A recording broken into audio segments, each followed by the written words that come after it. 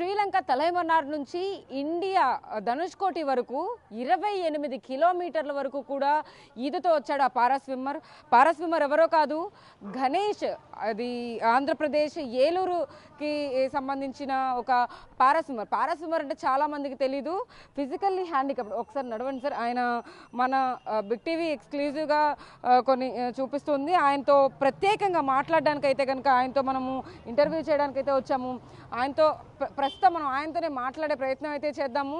అయితే ఇన్ని కిలోమీటర్లు ఈదుకుంటూ, అది కూడా తెల్లవారుజామున 5:50 నుంచి సాయంత్రం 4:20 వరకు కూడా ఆయన ఈదుకుంటూ వచ్చారు. అంటే దాదాపు 10:30 గంటల వరకు కూడా ఈదుకుంటూ వచ్చారు. అది ఒక ఇంటర్నేషనల్ ఏదైతే అడ్వెంచర్గా ఆయన దాన్ని చెప్తూ ఉన్నారు. అసలు ఏంటి డీటెయిల్స్ ప్రతి ఒక్కటి కూడా ఆయన్ని అడిగి తెలుసుకుందాం. సార్ నమస్తే అండి గణేష్ గారు. Firstly congrats. అండ్ చాలా అంటే చాలా బాగా దీన్ని ఈ రికార్డ్ని బ్రేక్ చేశారని చెప్పొచ్చు. ఏంటి అసలు దీని వెంతటికి వెనకాల ఉన్నది, ఆ గోల్ కానీ ఆ అచీవ్మెంట్ కానీ ఎలా సాధించాలనిపించింది, ఏంటి అన్నేసి గంటలు ఎలా ఇదారు సార్ అసలు? నమస్తే అండి, నా పేరు బలగా గణేష్. నేను Eluru district sports authority swimming పూల్లో స్విమ్మింగ్ కోచ్గా వర్క్ చేస్తున్నాను. స్పోర్ట్స్ అథారిటీ ఆఫ్ ఆంధ్రప్రదేశ్ ఆధ్వర్యంలో. మాది ప్రాపర్ శ్రీకాకుళం జిల్లా బూర్జు మండలం డొంకలపర్తి గ్రామం. మేము 2000 సంవత్సరంలో విజయవాడకి ఇక్కడ రావడం జరిగింది.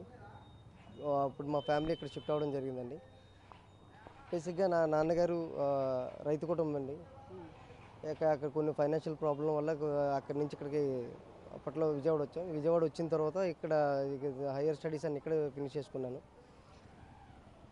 ఇట్లా మేము ఇద్దరు అన్నదమ్ములు అండి. ఇద్దరు అన్నదమ్ములు. తమ్ముడు బిజినెస్ చేస్తాడు. ఫైర్ సేఫ్టీ ఎక్స్టింగ్విషర్కి సంబంధించిన బిజినెస్ చేస్తుంటారు. యాక్చువల్గా ఈ స్పోర్ట్స్లోకి రావడానికి నేను రీజన్ ఏంటంటే, నాకు తెలిసిన ఒక అన్న, సీనియర్ అన్న, ఆయన అథ్లెటిక్స్ చేస్తుంటారు, రమణ అన్న. ఇట్లాగా తమ్ముడు మీకు ఇట్లాగా హ్యాండిక్యాప్డ్కి కొన్ని స్పోర్ట్స్ ఉంటాయి, అది మీరు ఎందుకు చేయకూడదు, ఇట్లా తెలిసిన ఒక అన్నయ్య ఉన్నారు, అన్న రైల్వేలో డిపార్ట్మెంట్లో చేస్తారు, మా అన్నకి మీ కాంటాక్ట్ నెంబర్ ఇస్తాను, ఒకసారి మీరు వెళ్ళి కలవండి అంటే నేను వెళ్ళి కలవడం కలిసానండి. అతనే మా గురువు గారు, ఆయన ఎస్ తిరుమల కుమార్ గారు, రైల్వేలో ఎంప్లాయీగా చేస్తున్నారండి. ఆయన ఇచ్చిన మోటివేషన్ మాకు. ఆయన కూడా ఒక పారా స్విమ్మర్. ఆయన ఇంటర్నేషనల్ మెడలిస్ట్. ఆయన ఇట్లా పారా వాళ్ళకి ఇలా స్పోర్ట్స్ ఉంటుందని చెప్పి మాకు చెప్పడం జరిగింది. ఆ తర్వాత మేము ప్రాక్టీస్ అంటే స్వతహాగా శ్రీకాకుళంలో పుట్టిపడటం వల్ల మా పల్లెటూరులో చిన్న కాలువలు చెరువుల్లో ఉండటం వల్ల మేము చిన్నప్పటి నుంచి స్విమ్మింగ్ నేర్చుకోవడం జరిగిందండి.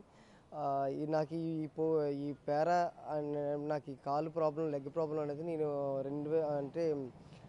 11 ఏళ్ళ వయసులో నాకు ఫీవర్ రావడం జరిగిందండి. అంతకుముందు వరకు నేను బాగానే ఉండేవాడిని. 11 ఏళ్ళ వయసులో ఫీవర్ రావటం, కాలు భయంకరంగా పెయిన్ రావటం, ఆ పెయిన్ వచ్చిన తర్వాత మరి కొన్ని రోజుల్లోనే ఈ కాలు ఇలాగా పోలియో కింద పోయిందండి. నేను చిన్నప్పుడు హాస్పిటల్లో దీనికోసం చాలా ఖర్చు పెట్టి అప్పుడు తిరిగామండి. కానీ ఫైనల్గా కాలు ఈ రకంగా అయింది. ఏజ్లో అలా అయిందండి మీకు? 11 ఏళ్ళ వయసులో ఉన్నప్పుడు అలా జరిగిందండి. నాకు అది 3rd క్లాస్ 4th క్లాస్ చదువుతున్న టైంలో వచ్చిందండి అది. అట్లాగే స్విమ్మింగ్ మీద ఇంట్రెస్ట్ ఎప్పుడు వచ్చింది? అంటే ఫస్ట్ టైం ఎప్పుడు ఈదారు మీరు? తర్వాత తిరుమల కుమార్ గారిని కలిసిన తర్వాత 2004-2005లో తిరుమల కుమార్ గారిని కలిశానండి.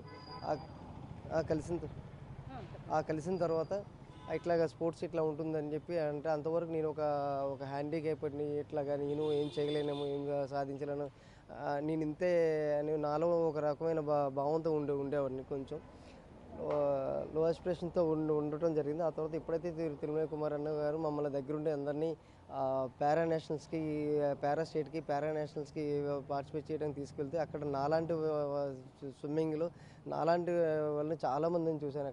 అక్కడ నాకన్నా చాలా దీనమైన స్థితిలో నడిచే వాళ్ళని కానీ, ఒక 2 కాళ్ళు లేని వాళ్ళు, 2 చేతులు లేని వాళ్ళు, ఎట్లాగా చాలా ప్రాబ్లమ్స్లో ఉన్న వాళ్ళందరూ, స్పైనల్ ప్రాబ్లం ఉన్న వాళ్ళందరూ చూసాను. వీళ్ళందరితో పోల్చుకుంటే నేను చాలా బెటర్ అని ఒక ఉద్దేశంతో ఇంకా నేను ఏదైనా సాధించగలను ఒక బలమైన సంకల్పం నేను ఏర్పరచుకొని, ఆ తర్వాత ఈ స్పోర్ట్స్ని రెగ్యులర్గా ఇంకా ఒక ప్రొఫెషనల్గా చేద్దామని అప్పటి నుంచి ప్రాక్టీస్ చేయడం, ఇంకొంచెం గట్టిగా ప్రాక్టీస్ చేయడం మొదలుపెట్టండి. 2010లో నేను బెంగళూరులో ఎన్ఐఎస్ చేయడానికి వెళ్ళాను. ఎన్ఐఎస్ అంటే national institute of sports swimming కోచ్గా ఒక కోచ్కి కావాల్సిన మినిమం అర్హత డిప్లొమా చేయాలండి. దానికి డిగ్రీ అయిపోయిన తర్వాత అది డిప్లొమా చేయాలండి. అది దానికి నా ఫ్రెండ్ తులసి చైతన్య తను అప్లై చేస్తే ఇట్లా కోచ్ అవ్వడానికి ఛాన్సెస్ ఉంటుంది, మన ఏపీలో తక్కువ మంది కోచెస్ ఇట్లా ఉన్నారని చెప్పి. సో ఆ రకంగా నేను డిప్లొమా చేయడానికి అర్హత సాధించాను. ఆ అర్హత సాధించడం కూడా ఏ సంవత్సరంలో డిగ్రీ అది కూడా 2010-2011 అండి. అది 2010-11లో చేయడం జరిగింది. ఒక హ్యాండిక్యాప్డ్ అయ్యండి ఒక ఓపెన్ కేటగిరీలో వెళ్ళి డిప్లొమా చేయడం అదే మొట్టమొదటిసారి ఇండియాలోనే మొట్టమొదటిసారి అది. ఆ తర్వాత కూడా చాలామంది ఫిజికల్లీ ఛాలెంజ్డ్ వాళ్ళు స్విమ్మింగ్లో కానీ మిగతా కొన్ని గేమ్స్లో కూడా ఇలాగే డిప్లొమా చేయడం జరిగిందండి మిగతా స్టేట్స్ వాళ్ళు.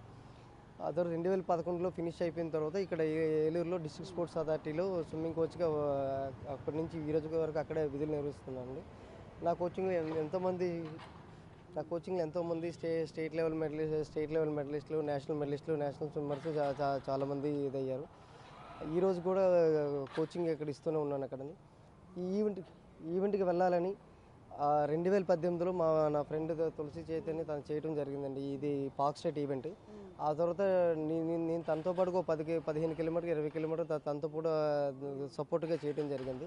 ఈ సపోర్ట్ చేయటం వల్ల నువ్వు కూడా స్విమ్ అంటే నా మీద కాన్ఫిడెంట్ నేను కూడా చేయగలను అని ధీమాతో నేను 2020లో చేయడానికి చేశానండి.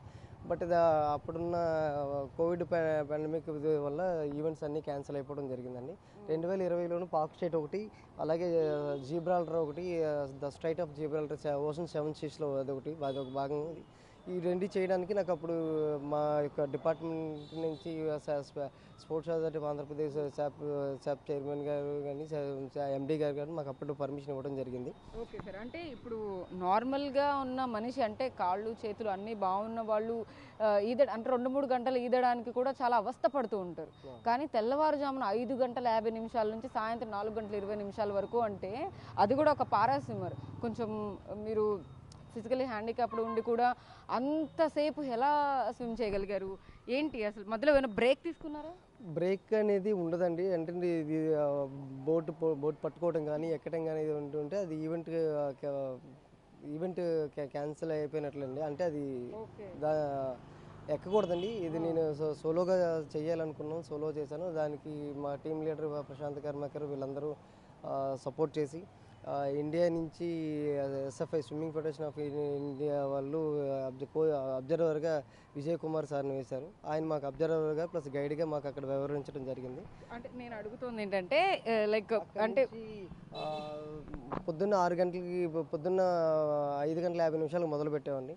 మొదట 3 గంటలు 4 గంటలు స్విమ్ చేసినంత వరకు బాగుంది. ఆ తర్వాత నుంచి మళ్ళీ భయంకరంగా బాడీ పెయిన్స్ అని, అట్లాగే నాకు ఈ రైట్ లెగ్ ఎప్పటికప్పుడు పెయిన్ వస్తుంది. మధ్యలో ఆ పెయిన్ రావటం, ఈవెంట్ ఫినిష్ చేయగలనా లేదా అని ఒక్కొక్కసారి భయంగా అనిపించింది. ఈ లెగ్ పెయిన్ వస్తుంది, ఇంకా చాలా దూరం ఉంది, జస్ట్ 2-3 గంటలైంది, మ్యాక్సిమం ఇంకా 10 గంటలు 11 గంటల వరకు ఆగకుండా చేయాలంటే అప్పటికప్పుడు మధ్యలో ఒక్కోసారి ఆగటం, మధ్యలో కాళ్ళు నాకు నేనుగా కొద్దిగా లోపల మళ్ళీ స్ట్రెచ్ చేసుకోవడం, మళ్ళీ కొంచెం వెళ్ళటం, ఆ రకంగా ఎంటైర్ మొదటి 4 గంటల తర్వాత నుంచి మాత్రం నా రైట్ లెగ్ చాలా పెయిన్ వచ్చిందండి. అంటే గతంలో కూడా ఇలా ప్రాక్టీస్ ఎప్పుడైనా చేస్తూ ఉండే వాళ్ళకి కొన్ని గంటల సేపు ఈత కొట్టడం లాంటి ప్రాక్టీస్ అనేది రెగ్యులర్ చేస్తూ ఉండండి. జనరల్గా ఇట్లాంటిది చేయాలంటే కంపల్సరీ ఓపెన్ వాటర్లో ప్రాక్టీస్ కావాలి. ఓపెన్ వాటర్ ప్రాక్టీస్కి మాకు సెలవు పూట మాకు జంగారెడ్డిగూడెంలో ఎర్రకాలువ డ్యామ్ ఉంటుందండి. ఇక్కడ మాకు అక్కడ వాటర్ స్పోర్ట్స్ అకాడమీ ఉంటుంది. ఆ వాటర్ స్పోర్ట్స్ అకాడమీ వాళ్ళు ఒక రోయింగ్ కయాకింగ్ చేస్తుంటారు.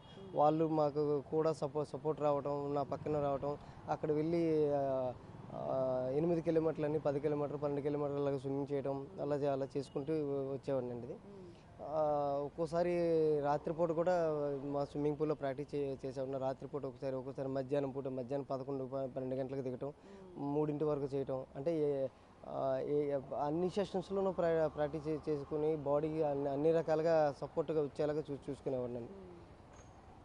సో అయితే అంటే ఇన్నిసార్లు ప్రాక్టీస్ చేస్తున్నా అని చెప్పేసి చెప్పారు. అంటే మీరు గతంలో అంతకుముందు ఎప్పుడైనా ఈ ఇంటర్నేషనల్ ఇది కాకుండా అంతకుముందు ఎందులోనైనా పార్టిసిపేట్ చేయడం కానీ, మెడల్స్ సంపాదించడం కానీ ఏమైనా జరిగాయా? ఇంటర్నేషనల్ లెవెల్లో లేదండి. నేను నేషనల్ లెవెల్లో పారా నేషనల్స్లో 2012, 2013, 2014 వరుసగా ఆంధ్రప్రదేశ్ నుంచి పార్టిసిపేట్ చేసి మెడల్ సాధించడం జరిగిందండి.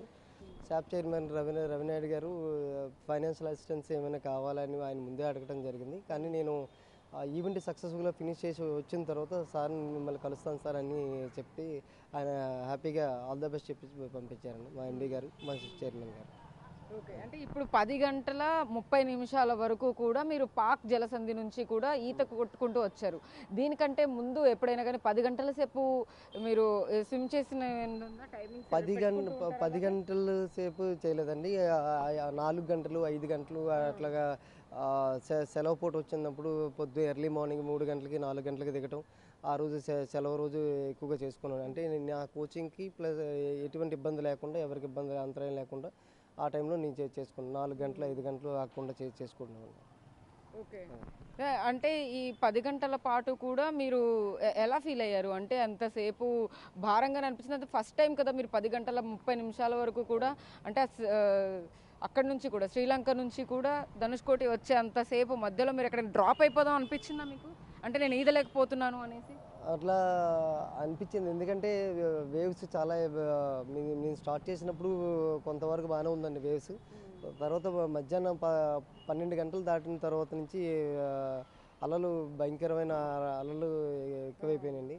అది ఎంత ముందుకు వెళ్తుంటే ఒక్కోసారి అది వెనక్కి పుష్ బ్యాక్ చేస్తుంది. ఈ రకంగా మధ్యలో చాలాసార్లు జెల్లీ ఫిష్లు టచ్ అవ్వటం, ఆ జెల్లీ ఫిష్లు టచ్ అవ్వకుండా ఉండడానికి ముందుగానే గ్రీజ్ రాసుకోవడం అనేది దిగటం జరిగింది. చాలాసార్లు అంటే అలలు తాకిడికి ఎక్కువ ఏంటంటే సాల్ట్ వాటర్ లోపలికి వెళ్ళటం, ఒక్కోసారి మధ్యలో ఒక్కోసారి వామిటింగ్ అవ్వటం, మళ్ళీ కంటిన్యూ స్లోగా అయినా ఎలా అయినా ఫినిష్ చేయాలి అని చెప్పి కంప్లీట్ చేయడం జరిగింది. ఓకే. మధ్యలో ఆకలి వేయడం, దాహం వేయడం ఇలాంటివన్నీ జరిగినప్పుడు ఏం చేసేవాళ్ళు? అంటే అంతసేపు ట్రావెలింగ్ చేస్తూ కూడా స్విమ్ చేస్తూ వెళ్ళేటప్పుడు కంపల్సరీగా ఆకలిస్తుందండి. ఎందుకంటే మిగతా దీంతో స్విమ్మింగ్ చేసే వాళ్ళకి ఇంకా ఎక్కువ ఆకలి ఉంటుంది. కానీ ఏంటంటే ప్రతి ఆ టైంలో ఆకలిస్తున్న టైంలో మీరు తినడానికి ఏమీ కుదరదండి. కంపల్సరీగా ఏంటంటే లిక్విడ్ డైట్ లైక్ జ్యూస్ కానీ, వాటర్ కానీ, లేదా వాటర్ మిలన్ జ్యూస్ కానీ అట్లాంటిది, లేదా చిన్న చిన్న చాక్లెట్స్ క్యారీ చేయడానికి ఉంటుందా మీకు? అంటే బాడీ ఎలాంటి యూనిఫామ్ వేసుకున్నారు మీరు అప్పుడు? అదంతా పెట్టుకోవడానికి ఉంటుందా? అది బోట్లో ఉంటుంది. సైడ్ ఒక బోట్ వస్తుంది. ఆ బోట్లో కంపల్సరీగా బోట్ వస్తుంది. నా బోట్లో అబ్జర్వర్ గారు ప్లస్ ఒక డాక్టర్ ఉంటారు. అందరూ ఏదైనా ఎమర్జెన్సీ అయితే చూసుకోవడానికి ఒక డాక్టర్ ఉంటారు, ఒక గైడ్, కోస్ట్ గార్డ్, వీళ్ళందరూ అబ్జర్వేషన్లో అది జరుగుతుందండి. పాక్ జలసంధి అంటే అటు పాకిస్తాన్కి ఇండియాకి మధ్యలో ఉండేదా, లేకపోతే శ్రీలంక నుంచి ఇండియా వరకు? Only India government, Sri Lanka government, Indian government, ఇద్దరు ప్రభుత్వాలు రెండు కూడా కలిపి కండక్ట్ చేసిందా ఇది, లేకపోతే ఎట్లా? రెండు ప్రభుత్వాలు గవర్నమెంట్ నుంచి మనం పర్మిషన్ అనుమతి తెచ్చుకోవాలండి. ఆ అనుమతి తెచ్చి వాళ్ళ అనుమతి ఇచ్చిన తర్వాత ఏ రోజుల్లో బాగుంది, ఏ నెల బాగుంది వాళ్ళు ఒక టైం చూసి చెప్తారండి. ఆ వెదర్ ఫోర్కాస్ట్ని బట్టి మనకి ఆ టైం చూస్తుంది. వాళ్ళని ఈ టైంలో బాగుంటుంది, ఈ టైంలో అంటే జనరల్గా ఎక్కువగా ఇట్లాంటి ఈవెంట్లన్నీ మార్చి మంత్, ఏప్రిల్ మంత్లో ఎక్కువగా చేస్తారండి. ఎందుకంటే ఆ టైంలో వర్షాలు కానీ కొద్ది సైక్లోన్ ఎఫెక్ట్ లాంటి అట్లాంటివి ఉండవు కాబట్టి ఆ టైంలో చేస్తారండి. మీతో పాటు ఇంకెవరైనా కానీ స్విమ్ చేశారా, లేకపోతే మీరు ఒక్కళ్ళేనా? అంటే పారా స్విమ్మర్లో మీరు ఒక్కళ్ళు? నాతో పాటు మహారాష్ట్ర నుంచి శాశ్వతి అని ఒక అమ్మాయి పారా స్విమ్మర్ అండి. మా అమ్మకి ఒక రైట్ లెగ్ బిలో నీ ఉండదు. తను కూడా కంప్లీట్ చేసి సాధ్యమైనా అసలు? అంటే మీరు ఇందాక నుంచి నాకు డౌట్ ఒకటి కొట్టేస్తూ ఉంది. అంటే ఒక కాలుతో కానీ లేకపోతే రెండు కాళ్ళతో, అంటే రెండు సపోర్ట్ ఖచ్చితంగా కావాలి ఈదాలంటే కూడా. అలా ఒక కాలు ప్యారలైజ్డ్గా ఉన్న ఒక కాలు లేకపోయినా కానీ ఈదడం సాధ్యమే అంటారా? ఈదటం సాధ్యం. అంటే నార్మల్స్తో పోల్చుకుంటే మేము చేయడం కొంచెం డిఫికల్ట్గా ఉంటుందండి. బట్ దీనికి ఏంటంటే ఎక్కువగా ప్రాక్టీస్, అంటే మనం ఏ లెవెల్ ఎలా ప్రాక్టీస్ చేస్తే మనం ఇట్లాంటి ఈవెంట్ని సక్సెస్ఫుల్గా కంప్లీట్ చేయగలుగుతాం ఏ ఏ టైంలో ప్రాక్టీస్ చేస్తే మనకు ఈ టైము మనం ఇలా ఇదవుతాం. దీనికి కావాల్సిన స్ట్రెంత్ లెవెల్స్ డెవలప్ చేయాలంటే ఈ gym A type of workouts చేసుకోవాలనేది అది ముందుగానే మనం ప్రాక్టీస్ చేసుకోవాలండి. ఆ ప్రాక్టీస్ చేసుకున్న దానితో పాటు మనం ఇట్లాంటి ఈవెంట్ని కంప్లీట్ చేయగలుగుతాం. సో అంటే ఫైనల్గా ఎంతమంది పార్టిసిపేట్ చేశారు, ఎంతమందిలో మీరు లాస్ట్ ఫైనల్ దాకా వచ్చారు? ఇది ఇది ఇంతమంది కలిపి ఒక ఈవెంట్ ఉండదండి. అది ఎవరికి వాళ్ళు ఇండివిజువల్గా నేను ఇట్లా ఈవెంట్ చేస్తున్నా అని చెప్పి పెట్టుకుంటారు. బట్ నాతో ఎక్కువసేపు ఇది వాళ్ళు కూడా ఉన్నారా, లేకపోతే మీకంటే? ఉన్నారండి. అంటే మేము 10 మంది టీం అండి. మా 10 మందిలో 8 మంది రిలే చేశారండి. రిలే అంటే వాళ్ళు ఒక్కొక్కరు ఒక గంట ఒకరి గంట తర్వాత ఇంకొకరు గంట అట్లా చేస్తారు. వాళ్ళకి మిగతా వాళ్ళకి ఎవరైతే ఒక గంట చేస్తారో మిగతా 7కి 7 అవర్స్ రెస్ట్ వస్తుంది. అలా 1 నేను శాశ్వతి అమ్మాయి మా ఇద్దరు సోలోగా అక్కడి నుంచి మొదలుపెట్టింది. అమ్మాయి 11 గంటల బ్రేక్ కూడా తీసుకోకుండా 10:30 గంటలు అలాగే స్విమ్ చేస్తే జస్ట్ వాటర్లో మనం ఆగటం తప్ప మన బోట్ ఎక్కడం కానీ అట్లాంటివి ఉండదు. మనం ఓన్లీ ఏది వాటర్ కూడా జస్ట్ వాళ్ళ బాటిల్కి రోప్ కట్టి బాటిల్ ఇలా విసురుతారు. జస్ట్ ఇట్లా విసిరి మళ్ళీ తాగిన తర్వాత మళ్ళీ బోట్ తీసుకుంటాం. మళ్ళీ నెక్స్ట్ హాఫ్ అన్ అవర్కి మరి ఏం కావాలన్నది మళ్ళీ వాళ్ళు అందిస్తుంది ఆ టైం చూసుకుంటాం. ఓకే, అంటే మీ సముద్రంలో చాలా లోతు ఉంటుంది. సముద్రం అంటేనే నిజంగా కొంత దూరం వెళ్ళడానికే అందరూ వెళ్తూ ఉంటారు, కానీ మరీ సముద్రం అంతా అది 28 కిలోమీటర్లు అంటే కూడా దాదాపుగా కూడా ఎంతో లోతు ప్రాంతం నుంచి కూడా మీరు ప్రయాణించుంటారు. అక్కడ తిమింగలాలు ఏమైనా వస్తాయేమో అనే భయం కానీ, లేకపోతే ఇంకేమైనా పెద్ద పెద్ద చేపలు ఏమైనా వస్తాయని చెప్పి భయం అలాంటి ఏమైనా? ఈవెంట్ యాక్చువల్గా ఇట్లాంటి ఈవెంట్ అంటేనే సాహసోపేతమైన ఈవెంట్ అండి. అది అన్నిటికీ మనం తెగించి మనం చేయాలి. ఏది జరిగినా అది మన ఓన్ రిస్క్తోనే వెళ్ళడం తప్ప స్విమ్మింగ్ పూల్ వాటర్కి నార్మల్గా మన ఇలా సీలో కానీ లేక్లో రివర్లో చేసిన వాటర్కి చాలా తేడా ఉంటుందండి. సేఫ్టీ ప్రికాషన్స్ ఎలా ఉండేవి? అంటే జనరల్గా సముద్రంలో ఈదేటప్పుడు కానీ లేకపోతే మొన్న ఈవెంట్లో కానీ ఎలాంటి సేఫ్టీ ప్రికాషన్స్ తీసుకున్నారు? సేఫ్టీ ప్రికాషన్స్ అంటే ఫస్ట్ వెదర్ కండిషన్ చూసుకుంటూ ఉండేది. వెదర్ కండిషన్ ఆ రోజు స్విమ్ చేయడానికి ఫోర్కాస్ట్ మనకి ఎటువైపు ఉంది అంటే వేవ్స్ అనేది ఎన్ని కిలోమీటర్ల వేగంతో వేవ్స్ వేస్తున్నాయి ఒక్కోసారి చూస్తున్నాం. యాక్చువల్ 3 గంటలకి స్టార్ట్ చేయాలనుకున్నాం. 3 గంటలకు స్టార్ట్ చేయండి. ఆ టైంకు వేవ్స్ అనేది ఇండియా నుంచి శ్రీలంక వైపు వస్తున్నాయి. అంటే ఎగనెస్ట్ వేవ్స్ ఉన్నాయి. సో అందుకని 6 గంటలకి 5 గంటల 50 నిమిషాలకి మొదలు పెట్టడం జరిగింది. ఎలాంటి ఫుడ్ తింటూ ఉంటారు మీరు జనరల్గా? అంటే మీ డైట్లో మీరు జిమ్ చేస్తూ ఉంటారా, లేకపోతే ఎక్సర్సైజ్ కానీ స్విమ్మే సరిపోతుందా మీకు? లేదు, స్విమ్మింగ్తో పాటు కంపల్సరీ స్ట్రెంత్ వర్కౌట్ కంపల్సరీ చేస్తూ ఉంటాం. రన్నింగ్ అని cycling, running, swimming, gym workouts ఇట్లావన్నీ ఎక్కువ చేస్తాం. దీనికి ఏంటంటే స్విమ్మర్స్కి జనరల్ స్పోర్ట్స్ పర్సన్కి ఎక్కువగా ప్రోటీన్ డైట్ ఎక్కువ ప్రోటీన్ అది న్యాచురల్గా దొరికే like chicken, mutton, fish, egg అట్లాగే నట్స్ ఎక్కువ డ్రై ఫ్రూట్స్ అని అవి బాగా తీసుకుంటూ ఉంటాం. చాలా మంది ప్రోటీన్ షేక్స్ ఇలాంటివి తీసుకుంటూ ఉంటారు, లేకపోతే కొన్ని పౌడర్స్ అమ్ముతూ ఉంటారు బయట. అలాంటివి ఏమన్నా? అట్లాంటిది మేము తీసుకోండి. ఎందుకంటే లేదండి, అట్లా తీసుకోండి. నాది ఇప్పుడు 38 ఇయర్స్ అండి. ఏజ్లో స్టార్ట్ చేశారు? నాకు శ్రీకాకుళం పుట్టి బై బర్త్ నుంచే మాకు స్విమ్మింగ్ టచ్ ఉందండి. ప్రొఫెషనల్గా 2004 నుంచి ప్రొఫెషనల్గా స్టార్ట్ చేయడం. మీరు మ్యారీడ్ అండి? నాకు మ్యారేజ్ అండి. పాప, బాబు. మా అబ్బాయి కూడా నేషనల్ మెడలిస్ట్. అబ్బాయి కూడా, మా అమ్మాయి కూడా నేషనల్ ప్లేయర్. ఇద్దరిని కూడా మీరే ట్రైన్ చేస్తూ ఉంటారు? నా దగ్గర ఏలూరులో ట్రైనింగ్. ఏం చదువుతున్నారు పిల్లలు? ఇద్దరు పెద్దవాళ్ళు? ఇప్పుడు 7th, 8th క్లాస్కి వస్తారండి. నేషనల్ స్విమ్మర్ చేస్తారా? ఆల్రెడీ నేషనల్ స్విమ్మర్స్ అండి వాళ్ళు. పార్టిసిపేట్ చేశారు. మా అబ్బాయి నేషనల్ మెడలిస్ట్ అండి. మా అమ్మాయి నేషనల్ ప్లేయర్. మీ వైఫ్ సపోర్ట్ కానీ, మీ ఫ్యామిలీ మెంబర్ సపోర్ట్, మీ తల్లిదండ్రుల సపోర్ట్ ఎలా ఉంటుంది? నాకు మా ఫ్యామిలీ నుంచి బాగా సపోర్ట్ వస్తుందండి. నేను ఏ ఈవెంట్ చేస్తానంటే దానికి కంపల్సరీగా మా వైఫ్ కానీ, మా అమ్మగారు కానీ, మా నాన్నగారు ఉండేవారు. నాన్నగారు 2021లో ఆయన అనుకోకుండా చనిపోవడం జరిగింది. తర్వాత నా తమ్ముడు నాకు ఏం కావాలన్నా నా తమ్ముడు తన బిజినెస్ చేస్తుంటాడు కాబట్టి తను ఏం కావాలన్నా నాకు సపోర్ట్ ఇస్తుంది. నాకు అన్నిటికన్నా నేను ఎక్కడికైనా వెళ్తానన్నా ఏదైనా చేస్తానంటే మా స్పోర్ట్స్ అథారిటీ ఆంధ్రప్రదేశ్ మా డిపార్ట్మెంట్ వల్ల నాకు బాగా సహకరిస్తున్నారు. మా డిఎస్డిఓ గారు కానీ, మాకు కలెక్టర్ గారు కానీ, మా డిపార్ట్మెంట్ నుంచి నాకు సపోర్ట్ ఉండటం వల్ల నేను ఇట్లాంటి ఈవెంట్ని ఈజీగా సక్సెస్ఫుల్గా ఫినిష్ చేయగలిగానండి. ఓకే, చాలా మందికి కూడా అంటే ఈ ఫీల్డ్లోకి రావాలని లేకపోతే ఇందులో స్థిరపడాలని ఆశగా ఉంటుంది, కానీ ఎక్కువ మంది కూడా ఇటు పంపించడానికి కూడా ఆసక్తి చూపించరు. అంటే ఎంత ఇంట్రెస్ట్ ఉన్నా కూడా ఉంటుంది ఫ్యూచర్ అని అనుకుంటారు. అలాంటి వాళ్ళకి అందరికీ ఏం చెప్తారు? దీని గురించి ఏమైనా ప్రత్యేకమైన చదువులు చదివే అవకాశం ఏమైనా ఉందా, లేకపోతే దీని గురించి స్టడీస్ చేసి ఇందులో స్థిరపడవచ్చు, ఇది ఒక ప్రొఫెషనల్గా ఇందులో ఎదగాలంటే ఏం చేయాలి? కంపల్సరీగా అండి స్పోర్ట్స్లో లైఫ్ సెటిల్మెంట్ అంటే ఉంటుందండి. ఎందుకంటే జాబ్ పరంగా కానీ లేదా స్టడీస్ పరంగా కావాలంటే ఇప్పుడు స్విమ్మింగ్లో చాలామంది స్విమ్మర్స్ నేషనల్ లెవెల్లో మెడల్ కొట్టిన వాళ్ళకి రైల్వేస్ అని, ఇన్కమ్ ట్యాక్స్ అని, అలాగే నేవీ, ఎయిర్ ఫోర్స్, ఆర్మీ ఇట్లాంటి జాబ్లో రావడం. అట్లాగే లేదు స్టడీస్ పరంగా అనుకుంటే దానికి ఎంబీబీఎస్ సైడ్ కానీ లేదంటే బీటెక్ సైడ్ కానీ ఇట్లా వృత్తి ఉద్యోగ కోర్సుల్లోకి మాకు స్పోర్ట్స్ కోటా ఇప్పుడు 3% ఆల్రెడీ పెంచడం జరిగింది. మాకు దాంట్లో కూడా బాగా సపోర్ట్, చాలామందికి స్కాలర్షిప్స్ వస్తుంటాయి కదండి స్పోర్ట్స్లో. కానీ ఏంటంటే ఒక level of participate highest achievement లెవెల్తో వెళ్తే ఉంటుంది, చిన్న దీనికైతే రాదు. గవర్నమెంట్ తరపు నుంచి ఆపర్చునిటీస్, అవకాశాలు ఎక్కువగా పెరిగేందుకు ఏమైనా చదువుకునే వాళ్ళందరూ కూడా అందరూ ఇంజనీర్ అవ్వాలనో డాక్టర్ అవ్వాలనో ఇలా అనుకుంటారు, లేకపోతే క్రికెట్ కూడా ప్రాక్టీస్ చేసే వాళ్ళు కానీ చాలా తక్కువ పర్సంటేజ్ ఇట్లా స్విమ్మింగ్ కోసం ప్రాక్టీస్ చేసే వాళ్ళు ఉంటారు. వాళ్ళందరికీ అంటే ఇంట్రెస్ట్ ఉన్నా కూడా రాలేని సిచ్యువేషన్లో దీని గురించి ఎలా చెప్తారు మీరు? అంటే ఇప్పుడు ప్రజెంట్ ఉన్న సిచ్యువేషన్ ఏంటంటే అందరూ ఎక్కువగా స్పోర్ట్స్కి కన్నా ఎక్కువగా స్టడీస్ అని ఎక్కువ మంది ఉంటున్నారు. కానీ ఎవరో తక్కువ మంది మాత్రమే ఈ స్పోర్ట్స్ సైడ్ వస్తున్నారు.